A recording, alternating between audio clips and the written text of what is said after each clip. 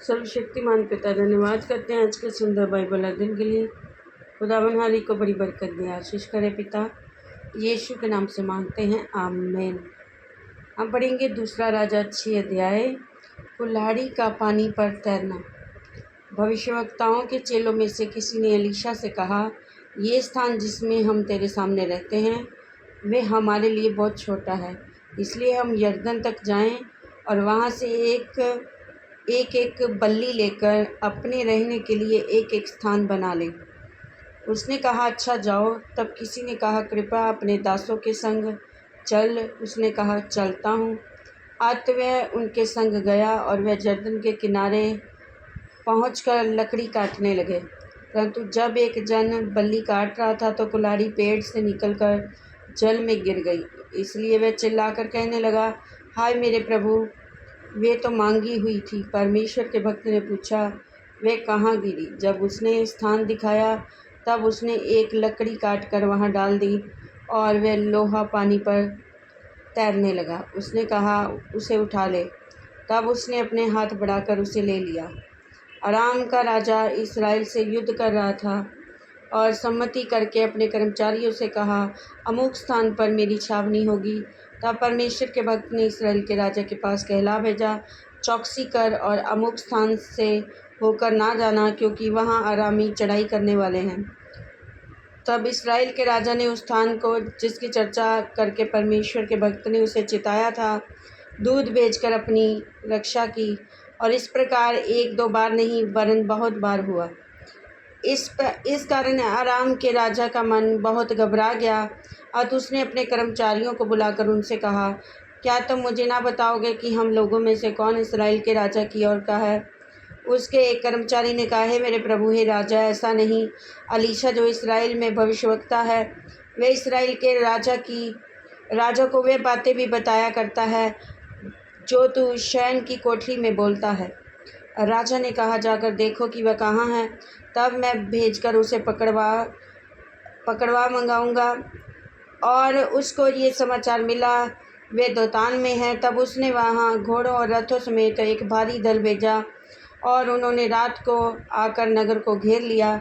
भोर को परमेश्वर का भक्त का टहलुआ उठा और निकलकर क्या देखता है कि घोड़ों और रथों समेत एक दल नगर को घेरे हुए आ पड़ा है। तब उसके सेवक ने उससे कहा, हाय मेरे स्वामी, हम क्या करें? उसने कहा, मत डर, क्योंकि जो हमारी ओर है वह उनसे अधिक है और जो उनकी ओर है। तब एलीशा ने ये प्रार्थना की, है यहोवा, इसकी आंखें खोल दे कि ये देख सके। तब यहोवा ने सेवक की आंखें खोल दी और जब वे देख सका तब क्या देखा कि एलीशा के चारों ओर का पहाड़ अग्निमय घोड़ों और रथों से भरा हुआ है। जब अरामी उसके पास आए तब एलीशा ने यहोवा से प्रार्थना की, इस दल को अंधा कर डाल। एलीशा के इस वचन के अनुसार उसने उन्हें अंधा कर दिया। तब एलीशा ने उनसे कहा, ये तो मार्ग नहीं है और ना ये नगर है। मेरे पीछे हो लो, मैं तुम्हें उस मनुष्य के पास जिसे तुम ढूंढ रहे हो पहुँचाऊँगा। तब उसने उन्हें शेमरोन को पहुंचा दिया।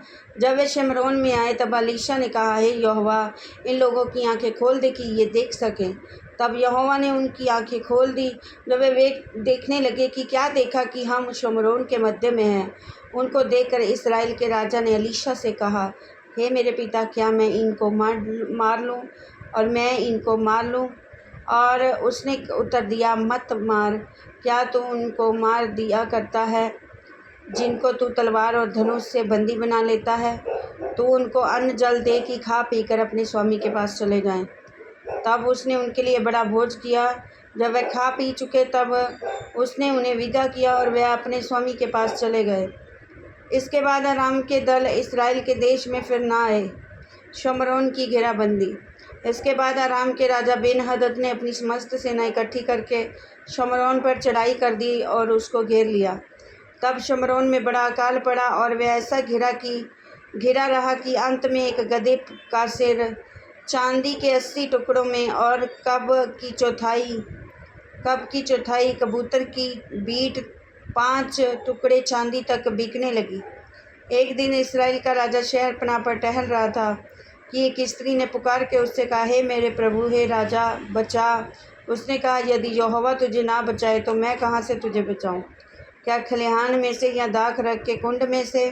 फिर राजा ने उससे कहा, तुझे क्या हुआ? उसने उत्तर दिया, इस स्त्री ने मुझसे कहा था, मुझे अपना बेटा दे कि आज हम इसे खा लें, फिर कल मैं अपना बेटा दूंगी कि हम उसे भी खाएंगी।